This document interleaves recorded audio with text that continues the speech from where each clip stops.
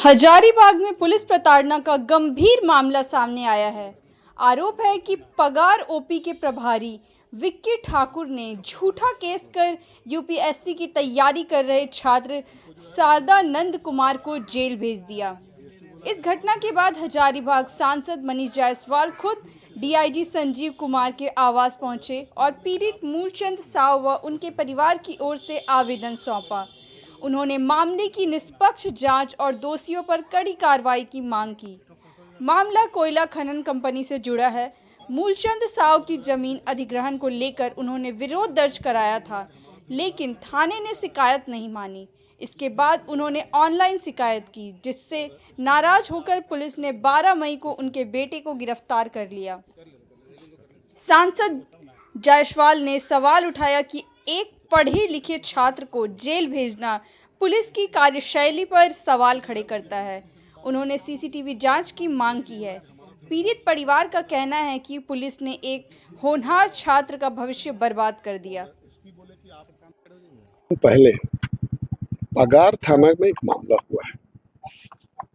मामला police atrocity से संबंधित है। एक व्यक्ति मूलचंद साव जी और इनका पूरा परिवार, इनका घर जो है वहाँ एनटीपीसी के द्वारा तोड़ दिया गया था। उस पर हम लोग नहीं है कि गलत तोड़ा कि सही तोड़ा। ये एफआईआर लेकर के गए थाना में। उस समय थाना में कोई था नहीं, तो इन्होंने ऑनलाइन एफआईआर कर दिया। और ऑनलाइन एफआईआर जब हो गया तो उसकी कॉपी जब वहां देने के लिए गए तो थानेदार के द्वारा बदसलूकी किया गया, बदतमीजी किया गया। तो ये लोग वहां से बातचीत दोनों के बीच में हुआ होगा, इससे कोई डिनायल नहीं है कि बातचीत ही हुआ। जब ये लोग घर आ गए तो बाद में इनके बेटे को अरेस्ट करके लोग ले गए। ये जो बच्चा है ये यूपीएससी का एग्जाम दे रहा है और आप उस पर अगर क्रिमिनल केस कर दिया जाए तो आप समझ सकते हो उसका करियर जो है सब मोटो समाप्त हो। बाद में जब इन्होंने पता किया तो पता चला कि बड़ा बाबू जो है वहां के कोई विक्की करके हैं, हमको अंदाजा नहीं है। उन्होंने केस किया है कि हमारे थाना में जो है पूरा सामान को छीट दिया गया, थानेदार का गट्टा पकड़ा गया और उसके बाद ये लोग भाग गए। ये आरोप उन्होंने लगाया है, जो कि सरासर गलत है। उसी का प्रतिकार के लिए हम लोग आए थे। अब यहाँ ये प्रश्न उठता है, हजारीबाग के जो सीनियर पुलिस के पदाधिकारी हैं, एसपी हैं, डीआईजी है और उनसे ऊपर के जितने लोग हैं, कि कोई ऐसा थानेदार जो कि एक सामान्य आदमी, एक सामान्य कृषक आदमी जो है और उसका परिवार जाता है, उसका पूरा थाना छीट देता है और उस थानेदार का गट्टा पकड़ लेता है, क्या वो पुलिस में रहने के लायक है क्या? सबसे बड़ा प्रश्न ये। और उसके बाद वो चला भी जाता है। अगर उसको वहीं गिरफ्तार कर लिया जाता तभी बात होती कि भाई हमारे थाना में कोई आया मारपीट। आज हमारे घर पर भी आएगा कोई, मारपीट अगर करने के लिए आएगा तो हम लोग उसको पकड़ेंगे।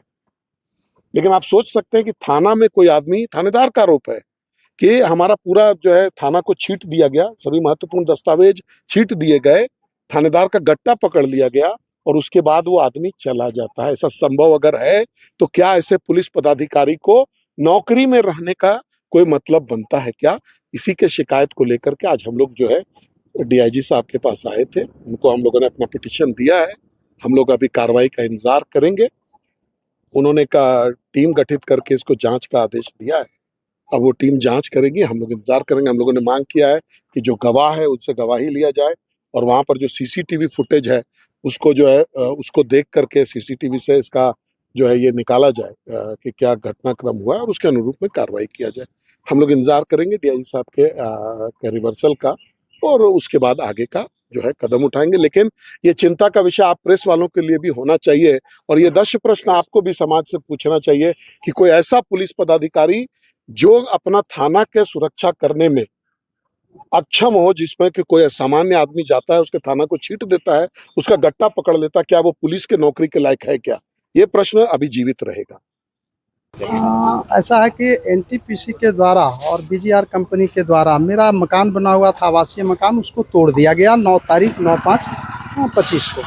और हम लोग वो आवेदन लेके थाना, हमारा बेटा गया, छोटा बेटा थाना लेके गया। वहाँ थाना में लेने से इनकार कर दिया तो आके बेटा मेरा ऑनलाइन यहाँ आवेदन कर दिया। ऑनलाइन का नंबर आ गया। उसके बाद मेरा वहाँ 5 लोगों का अपना परिवार का, तीनों बेटा का, माँ का और पत्नी के नाम से वो मकान था। बजाते पैसा भी जो माफी हुआ है वो सब है, और वो हमको मुआवजा देने के लिए कंपनी चाह रही है, लेकिन हम कह रहे हैं कि जो कंपनसेशन है आप दीजिए, वो हमारा सेम कंडीशन में आप 20 लोगों को दिए हैं तो मुझे क्यों नहीं देंगे। और ये क्या कर रहे हैं कि ये देना नहीं चाहते थे, ज़बरदस्ती घर तोड़ दिए। तो घर तोड़ दिए तो हमारा यही उपाय था कि हम दोषी के खिलाफ एफआईआर करें। एफआईआर करने के लिए गए तो ये लोग थाना में लिए नहीं, और जब फिर दूसरे दिन गए, तीसरे दिन गए, तो जब दूसरे तीसरे दिन गए तो नहीं लिया, बेटा गया है। तो फिर हम लोग 12 तारीख को गए। अब 12 तारीख को गए तो हम लोग दोनों बेटा और हम गए, तो बातचीत होने लगा कि सर आवेदन रखिए, आप ऑनलाइन करने बोले तो वो भी कर लिए, आप उसको देखिए, करिए, वो जो दोषी है उस पर कार्रवाई करिए। तो इन्होंने सीधा इनकार कर दिया कि नहीं हम नहीं करेंगे। तो उसी में मेरा बेटा जो पढ़ा लिखा था वो बोला कि आप जो है कानून का उल्लंघन कर रहे हैं, जो कानून है, आप प्रभारी हैं तो आपको इस नियत से काम करना चाहिए कि जो पीड़ित है वो आपके यहाँ आता है तो उसके बातों पर सुनिए, उसका जांच करिए, और गलत सही जांचने का आपका अधिकार है।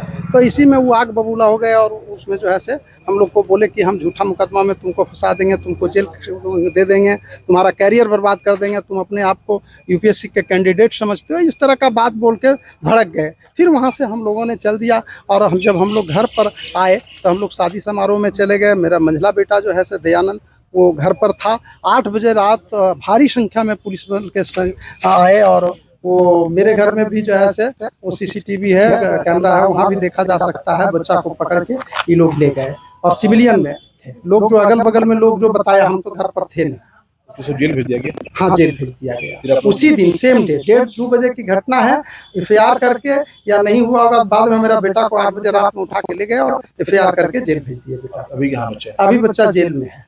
अभी आए हुए थे डीआईजी ऑफिस, डीआईजी साहब से हम लोग ये निवेदन किए हैं कि सर घटना की जांच किया जाए सर, और दोषी पर कार्रवाई किया जाए, इतना ही।